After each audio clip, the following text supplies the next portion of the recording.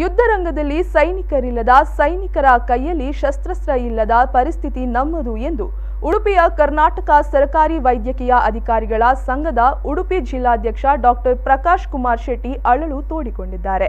ಸಾಂಕ್ರಾಮಿಕ ರೋಗವನ್ನು ನಿಯಂತ್ರಿಸಲು ರಾಜ್ಯ ಸರ್ಕಾರ ಹೆಚ್ಚು ಕೋವಿಡ್ ಟೆಸ್ಟ್ ಮಾಡಿ ಎಂದು ಟಾರ್ಗೆಟ್ ಕೊಡುತ್ತಿದೆ.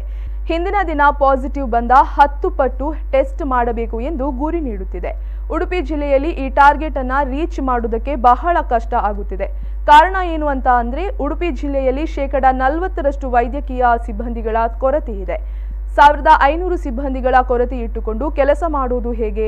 ಹೀಗಿರುವಾಗ ಕೇವಲ ಟಾರ್ಗೆಟ್ ಕೊಟ್ಟರೆ ಸಾಲದು, ಕೋವಿಡ್ ವಾರಿಯರ್ಸ್ ಅನ್ನ ನೇಮಿಸಿ ಈಗಿರುವ ಸಿಬ್ಬಂದಿಗಳ ಮೇಲಿನ ಒತ್ತಡವನ್ನ ದಯವಿಟ್ಟು ಕಡಿಮೆ ಮಾಡಿ ಎಂಬ ಕೂಗು ಕೇಳಿಬಂದಿದೆ.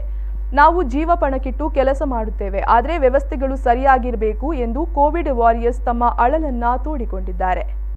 ಕೋವಿಡ್-19 ವಿರುದ್ಧ ಹೋರಾಡುವುದೆಂದರೆ ಯುದ್ಧದಲ್ಲಿ ಸೈನಿಕರಿಲ್ಲದೆ ಅಥವಾ ಶಸ್ತ್ರಾಸ್ತ್ರಗಳಿಲ್ಲದೆ ಹೋರಾಡುವಂಥ ಪರಿಸ್ಥಿತಿ ಉಂಟಾಗಿದೆ.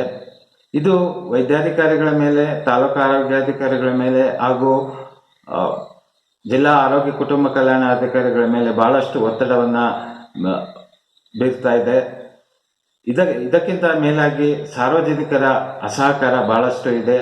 ಆದ್ದರಿಂದ ಸರ್ಕಾರ ಹಾಗೂ ಜಿಲ್ಲಾಡಳಿತ ಸಿಬ್ಬಂದಿಗಳ ಕೊರತೆಯನ್ನು ನೀಗಿಸುವುದು ಹಾಗೂ ಸಾರ್ವಜನಿಕರು ಸ್ವಇಚ್ಛೆಯಿಂದ ಸ್ವಾಬ್ ಟೆಸ್ಟ್ಗೆ ಬರುವ ಹಾಗೆ ಮಾಡುವಂಥದ್ದು, ಇಂಥದ್ದೊಂದು ಕ್ರಮವನ್ನು ಕೈಗೊಂಡ್ರೆ ಖಂಡಿತ ಇಲಾಖಾಧಿಕಾರಿಗಳ ಹಾಗೂ ಸಿಬ್ಬಂದಿಗಳ ಮೇಲೆ ಒತ್ತಡ ಕಡಿಮೆ ಆಗ್ತದೆ ಹಾಗೂ ಸರ್ಕಾರ ನಿಗದಿಪಡಿಸಿದ ಗುರಿಯನ್ನು ತಲುಪಲಿಕ್ಕಾಗ್ತದೆ ಹಾಗೂ ಕೋವಿಡ್-19 ಅನ್ನು ನಾವು ನಿಯಂತ್ರಣಕ್ಕೆ ತರುವುದಕ್ಕೆ ಸಾಧ್ಯ.